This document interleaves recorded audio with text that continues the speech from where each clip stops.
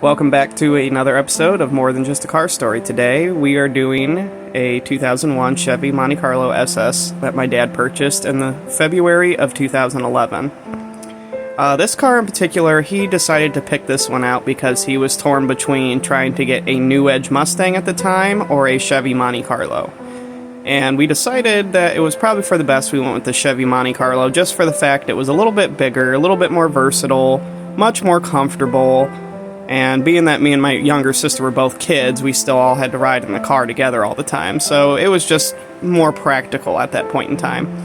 He found this one in Walbridge from the original owner, paid $3,800 for it. I think it just had over 100,000 miles, and it had a lot of life left in it. It was really clean, had a nice interior, no rust, and it was fully loaded. I mean, it had the nice stereo in it. It didn't have a leather interior in it, but the interior that it did have was very nice. At the time, we went from a very rusty Buick Regal to this car, and this car just seemed new and fancy and modern and comfortable. We had this car for a very long time. He had it for 7 or 8 years, I believe, and when he ended up finally selling the car, it had well over 200,000 miles, and in that long span of driving the car all the time through all the winters, it obviously started to rust and show its age, and the paint started to look bad.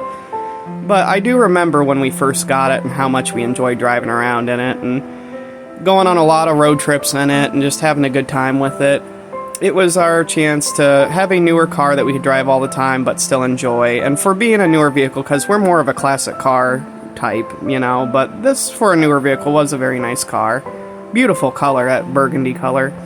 But yeah, I still wonder to this day where that car wound up, and who knows, maybe I'll get one of my own one